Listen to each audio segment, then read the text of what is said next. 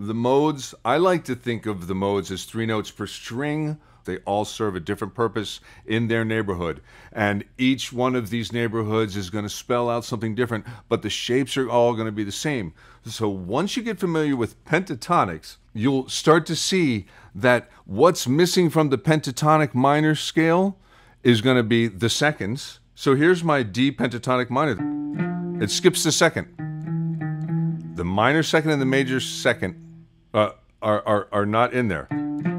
It's going to give me a perfect fourth and a fifth. And then it's going to skip the sixth. All these characteristic notes, the second being minor, or the sixth being minor or major.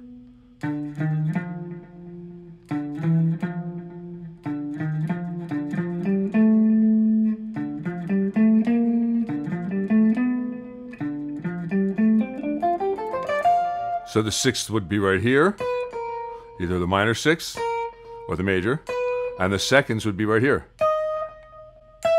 So that's why the pentatonic patterns are great to learn, because when you're playing a minor pentatonic pattern, you're not nailing those tones that are just saying this is exactly your mode. You're actually able to start to improvise and then add those in as you get to them. So if I'm playing in, a minor shape, and then I know if I'm here in this chord and I'm playing like a minor, and I know this next chord is a minor, then I know that note that's not defined in my pentatonic shape is going to work against that next chord. And that's that minor sixth there in this instance. If I was going from this up to a major fourth, then I would be playing Aeolian, right?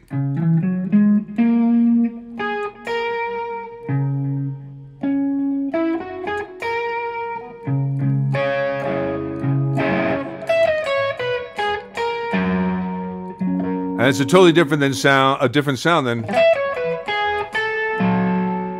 right? So that's where we're using these modes to kind of fill in these pentatonic holes. Just like the pentatonics are starting to add to the triads, the modes are adding to the pentatonics. So you are specifically leaving out those notes. And all of our neighborhoods are related by these relationships. And this is just the basic stuff. We're not talking blues rules where we use Mixolydian or pentatonic minor over major chords, and we're not talking about, a lot of the out there jazz where they're applying the notes that really grab your ears. Those orange houses, those are those outside notes for each one of these, and they're all assigned to either, a sharp or flat within the key, and also then an augmented or diminished or major or minor position within the scale. For the orange houses, they would be minors relative to the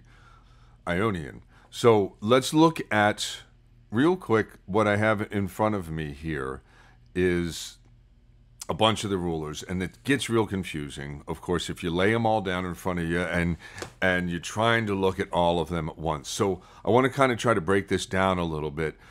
Low string to high string, low, high. Imagine here, the way that I have this laid out, that I've started mode 1 here on the A string, and our A string, our nut would be right here. So there's open, and then there would be the first fret, and then there would be the second.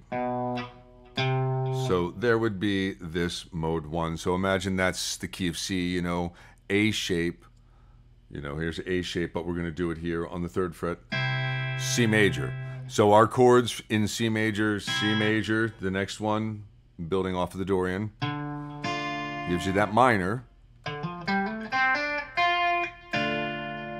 E minor, F major, G major, A minor, B diminished, and then up to your C again. So that would be that, working our way up, making chords that way. And same kind of a thing here. If this was the scale, this would be Just following our ruler.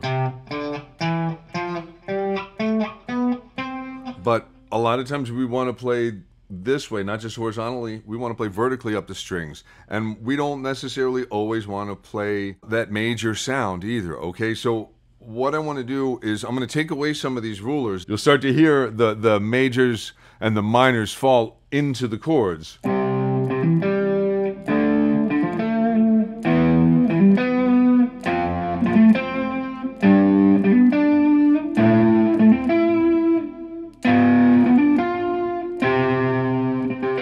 Your minors are going to have minor sevenths, just so you know, and they're going to have those shifting sixes. Okay, your minors are going to have your minor thirds. Okay, your majors are going to have your major sevenths, and they're going to have that either the raised fourth for Lydian or those perfect fourths. So this is where you kind of get to play around with your favorite shapes in new positions. You know, that progression of playing in D, but using the E minor to kind of get some notes. You know, maybe you never thought of that. Maybe you've never thought of playing E minor over D major and C major. You know, we'll focus in a little bit. Here's just the 6 strings. If we're looking at our low 3 strings here, like I was just looking at, and this mode 1 right here, we picked it up, and these notes were our shape, right? So A string, 3rd fret, not a half step, but a whole step. So, and then a whole step again. That's our shape 1. Okay. Mode 4 is also a major shape. See that? That's going to have that same pattern. So I'm going to go from A string to D string, and instead of going here, you know, continuing up the string, I want to go vertically to the next string. So this is where the phone number comes in. 1 4 7 3 6 2 5. You can start from any point within that phone number. This 1, and then up to D string, do the same thing. Okay, so that's our 1 and that's our 4. So like I said, 1 4 7 3 6 2 5. 1 4, it just keeps on going. 5 1 4 7 3 6 2 5. The 5 is major as well. Okay, so let's take away that, and that gives us now on the A string this shape, and it also gives us that shape on the E string, and you can hear it resolve. So that would be that G is our perfect 5th, and you see it would be right here on this note. So I can from this, I can now, what I did here was I put a little white dot here in the 1 to show that that's our 1, and now I can go, this is our 1, this is our 4 shape. That means that this right here is our 5, right? 1 2 3 4 5. So there's our 5. We can see now within the 4 shape where the 5 is. Okay, and now the next mode up in the phone number is going to be this mode 7. Okay, now there's a star here. What I need to do with mode 7 is actually slide it. When you get to the 7, it's just kind of like the B string. You have to do a shift with this pattern. So I put a star on my ruler, and I'm going to go ahead and remove the ruler, and I put a star here on this first spot. And so what does that mean here? That means that on this, if I'm in C major, now that's what we're looking at so far, I'm going to shift. That star means shift. Okay, so I'm going to skip that whole fret right there. That would be straight up. I don't want to go there. Well, and there's our octave. So I'm going to go ahead, and now within my 7 shape, I have located another octave. So you see that. See that that's now an octave spot. So from here on my C, up 2 frets, and then up 2 strings. And now I could take my 1 and then start over here again, you know, but then I'm having to shift things around. I don't really want to do that. What I can do is keep on moving up the strings and use this phone number. There's the low string, 5, 1, 4, and then we got to the 7. And now on this next string, we've got the B string, okay? The B string has its own shift. So when you get to the B string, you then have to shift again, okay? We're not going to do that I'm not going to write that on here because that's not for a rule for this number 3, 1, 4, 7, 3 now, our Phrygian, we're making our Phrygian shape, but you can see a characteristic Phrygian thing happening here, that whole thing, you know?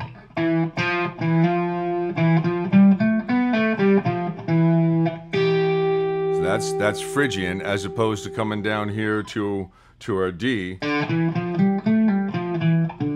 That has your major second. Coming up to the E.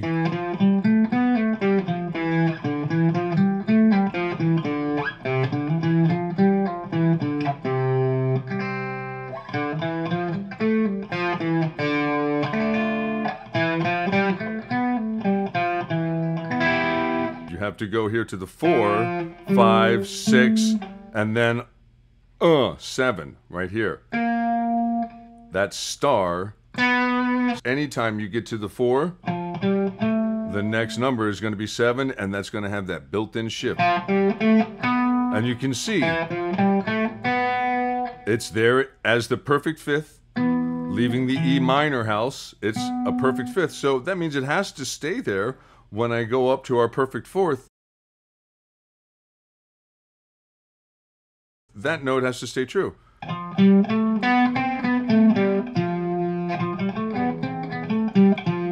So that's part of the difference between the Ionian and the Lydian. That's the only difference, actually, is that note.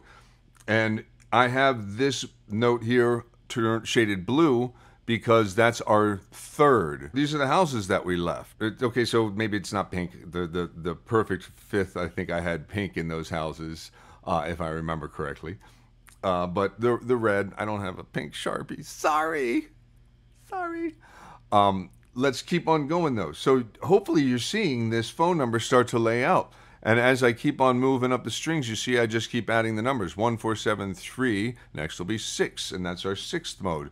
So let's move this away, and let's look at what the first couple of notes of our mode look like. All of this is that phone number, 1, 4, 7, 3, 6, and then next would be, like I said, the Dorian. If I had a higher string up there, you would see the Dorian pop in there, but I don't have another string.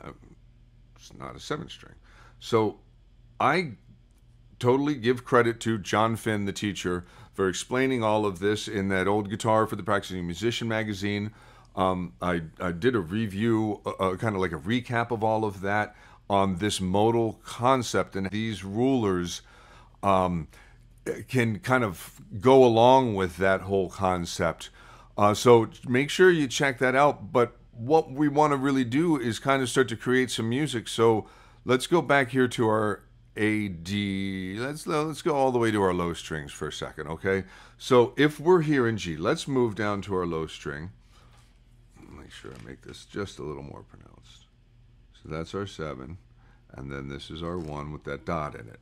Okay, so we have now on the E string, starting from the 3rd fret, let's look at what we create just playing these notes that are outlined. Okay, we're looking at a G chord, right? There's a perfect 5th, and then an octave.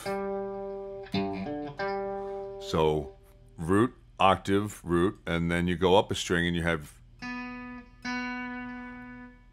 this 3rd, okay? So we're not going to talk about shifting backwards when we do these 3-note per string patterns. They're always going to shift up with these patterns, and going back down, they're always going to shift down. Okay, so the same thing would happen as we start to do this shape and go down. Okay, so here's our phone number. I've created it 147362. You do this with your rulers as well. You just lay them out in that order. And just right now I'm trying to just not have the whole ruler there, so that you can really focus on the first three notes of these and see these 3-note per step patterns shapes fall in here. So we'd have on the 3rd fret, our root, 5th, octave, and then on the 4th fret there, so 3, 5, 5, and then 4th fret, and then we're not going to go backwards, we're going to shift up. So this pattern would be shift at that star, there's our octave, 2nd again, major 3rd, shift again because of the B string, there's our major 6th, here's our major 7, and there we find the 1 in the 6th pattern. Okay, so let's label that, right? And it makes sense. 6, 7, 1. And you can do this to the rulers if you kind of set it up the way that I did, where, so let me find my 6. Oh, yeah, I just happened to grab my 6. You see how the dots can go right next to the 1s and the 3 there? That shows you where your dot is going to be. So you could put a dot there, you know, and then a black dot with the white in the middle of it.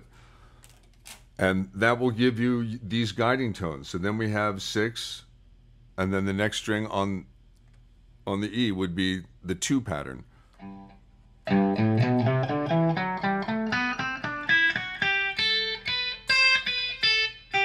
And it's good to do these and end on an octave.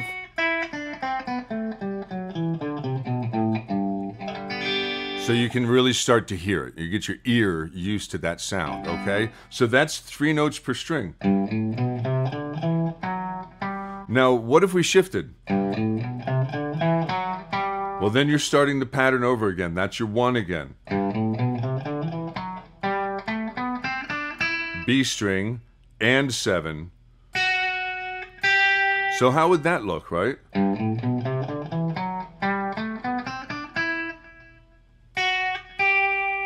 When we have the 7 pattern and the B string happen at the same time, it's 2 shifts. There's a million ways to learn the major scales. This particular method of 3 note per string allows you to see it all the way vertically up the strings, and it allows you to do these chunks like this.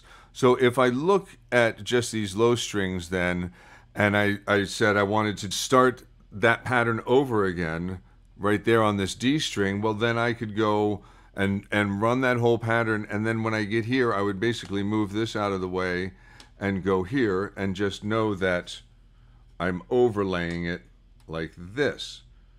Okay, and then I start this all over again. Okay, so it's a different way of looking at it than following the phone number precisely. So then there's 1 and the 4. Oh yeah, 1, 4, and then I would need this here again. So again, I'd be using the rulers, but I'm just trying not to have quite as much visual information on the screen. So now here we are starting on the D string, and we're going over to the 1st, 2nd, 3rd, 4th, 5th fret. Okay, so that's going to again be our G.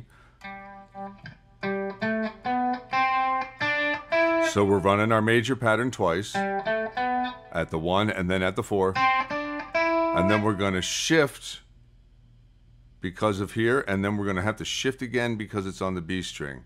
So you see, we're going to move our finger up to our index finger is going to go to the 7th fret. So 5, 7, 9 on the D, 5, 7, 9 on the G, shift all the way. You got to shift 2 frets now.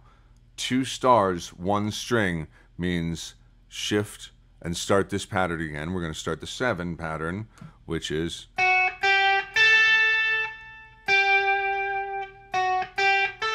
and then you see what happens when we have a star there. We have to then make sure the rest of our pattern continues. We don't want to shift backwards. We don't want to shift this way using the phone number. You can, of course you can, and that's part of playing, is starting to learn these shapes and then mixing them up. The 3 next to it would be 2.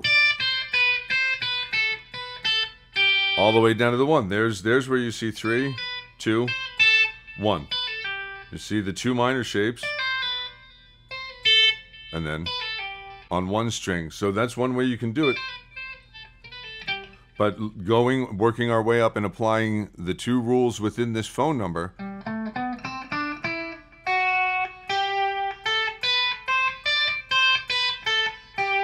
And there you can see our triad again. We have root, 3rd, and what would be our 5th. So on our 3, we have the 3 and the 5 of our neighborhood gang.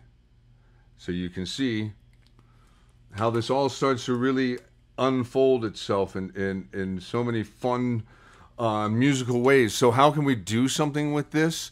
How can I now play like this G major scale in such a way as to not really sound too G majory?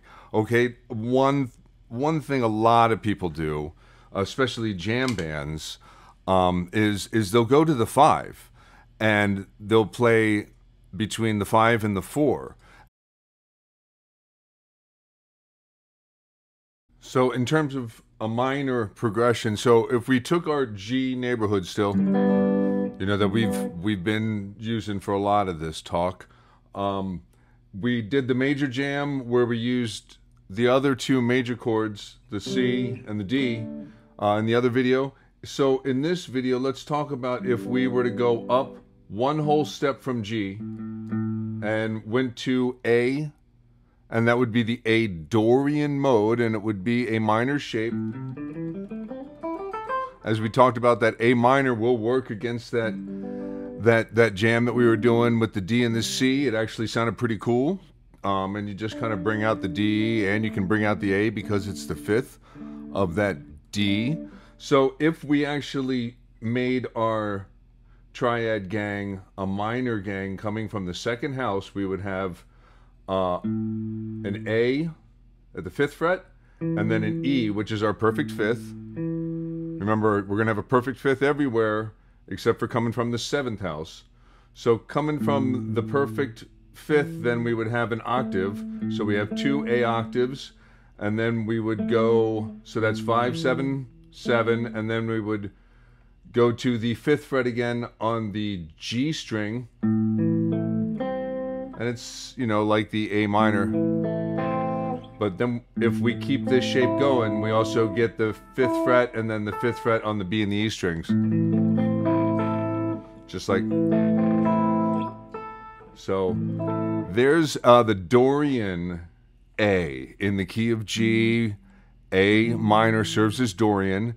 And then if we were to go up to that 5th, we would be making a D major.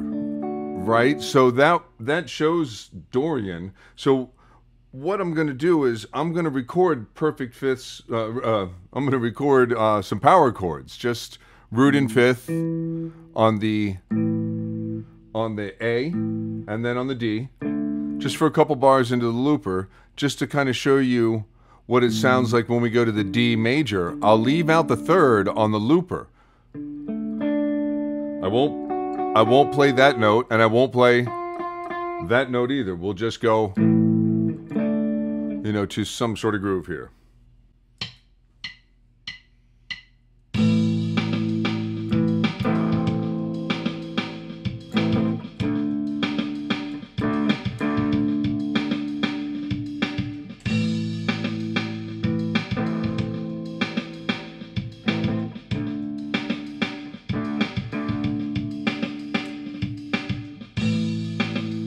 So you can hear, I'm bringing out that minor of the A, that A minor that has that C in it. I'm bringing that out when I play it, but we're hearing the perfect 5ths of the D. We're not hearing the major 3rd or the minor there. And I'll show you, if we stay in the G major neighborhood, we make A Dorian work by playing pentatonic.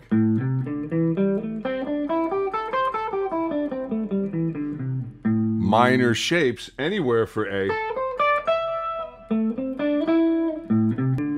And then we add you know, the two more notes that we're missing from the pentatonic. Remember when I said the minor is going to be missing the second, the flatted second or the major second, and they're going to be characteristic notes? We don't have this, and we don't have the sixth. We go root, minor third, perfect fourth, perfect fifth, minor seventh.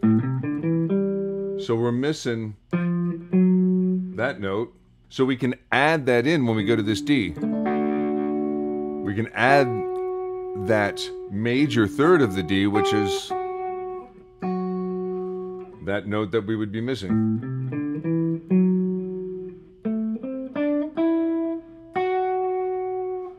So that's how you're going to take the pentatonic minor shape and exploit it to get the major shape over a groove like that.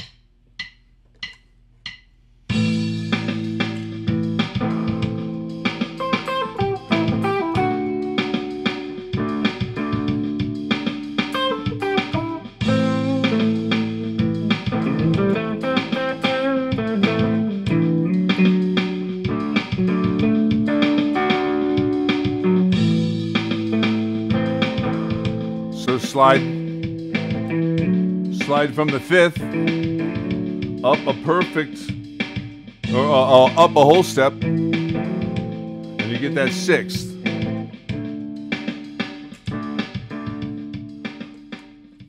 So that's the sound of Dorian.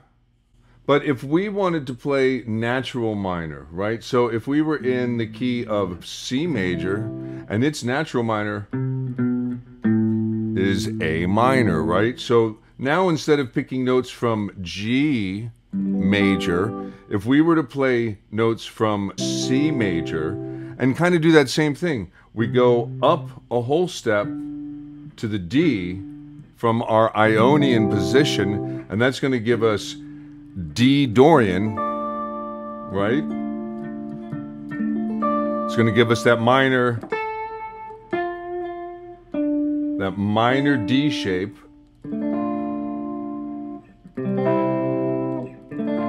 The next would be E. But right now, let's just think about going from this C. Instead of playing C, let's play its natural minor, the A. And now we're going to go to the D again. And instead of it being a D major, by implying A Dorian, we're going to imply Aeolian. Right there.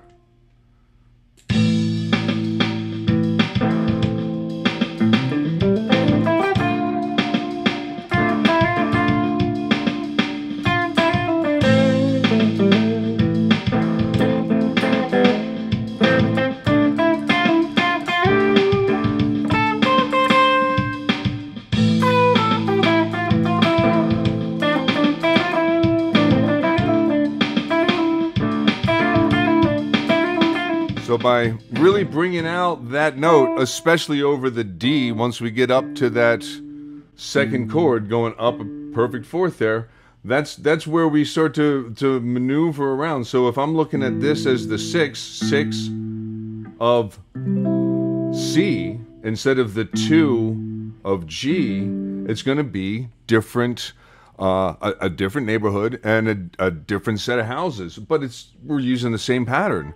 And then we're using a pattern that's pentatonic and leaving out those notes that are exclusive to those modes.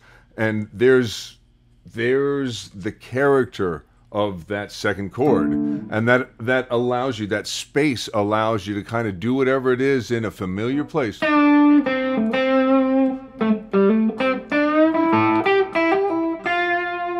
You know, it's going to give you a completely different sound.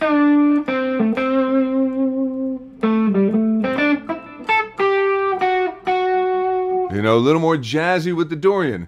So you can't just willy-nilly just start playing Dorian over A minor to D. It would have to be the proper D. And that's how the neighborhoods work. They have respect for each other. You know what I mean? We could even go down to the F. Right? And that's going to be, so instead of being in G major now, let's go down a whole step to F major. And that's going to give us some minor chords in this same thing. So F, you can find an F here at the 8th fret of the A string, right? You make an F like that, and then you can find its natural minor by, right? There's a D minor right there, it's natural minor. And then if we just walk out of the F major house and go to our triad gang, the first neighbor of the triad gang, our major third, and then the third shape is Phrygian. It's going to have that feel. So we can still play a pentatonic, but it's going to have this minor 6 here from Phrygian, and it's going to have this flatted second from, you know, this F major, which is A Phrygian, which is B flat Lydian, you know, which is C Mixolydian, and then D minor, and then you would have your E diminished, and then F major. So even over this jam now we can play in the key of F. We can play F major stuff and have a completely different feel. We can still bring out that minor 6. We want our minor 6 because that's going to be there against that D. But against this A now we can... That's a totally different sound.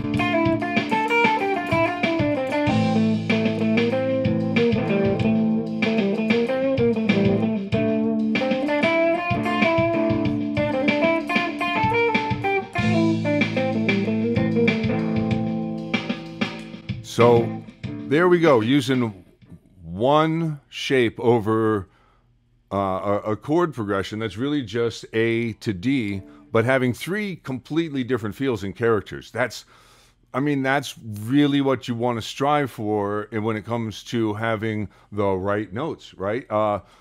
Knowing where they're going to fall and hitting that right note. Man, I tell you, the 6th, for the first 10 to 15 years of me just learning how to improvise, I always hit the wrong 6th. And it was because of this, especially when I was in minor. It was no problem in major because the major 6th is always there.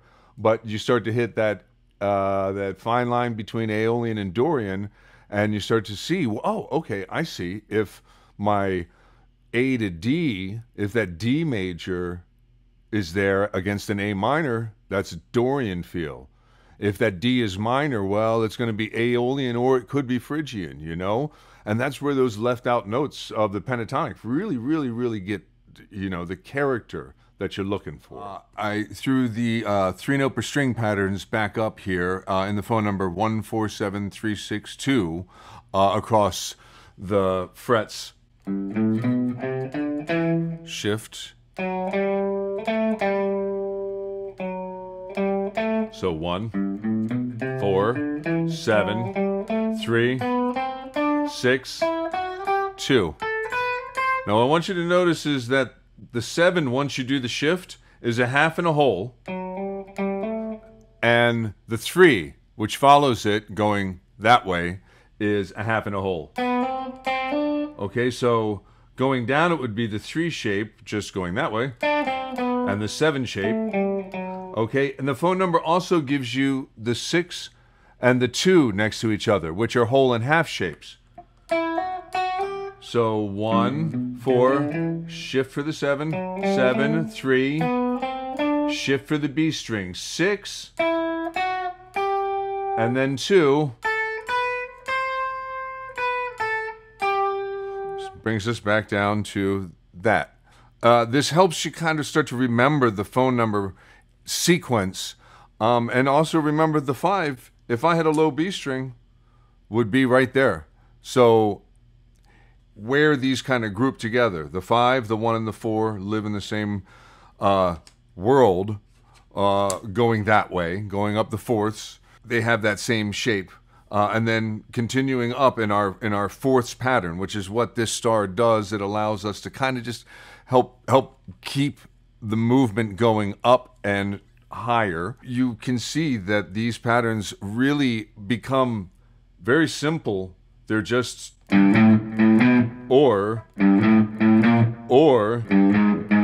and that's pretty much it. You got 3 patterns to remember, and then 2 real points to shift, the B string or when you hit the 7th pattern. That's part of the fun of it, creating 2-chord jams or even just 1-chord jams and just seeing what works and what doesn't, and then figuring out why. Using the rulers to kind of help you decide why you like certain things and where your favorite chords are. I have a buddy that just ends up writing in Lydian all the time and he doesn't realize it. I know guys that just always write in Phrygian and they don't realize it. They're drawn to it. That's just what they like. So hopefully this kind of a thing helps you see what you like and what you don't like. Thanks for being here. This was a really long lesson. I may end up chopping it up into 2 parts. I don't know. I can never tell with these things. All right, but thank you guys for being here. I can't believe I've gotten past the 800 mark on subscribers. Every single subscriber matters to me. Every comment and every like really means something to me. Thanks for being here at my channel, Double D Guitar. It's me, Dave Dowling. Peace out. See ya.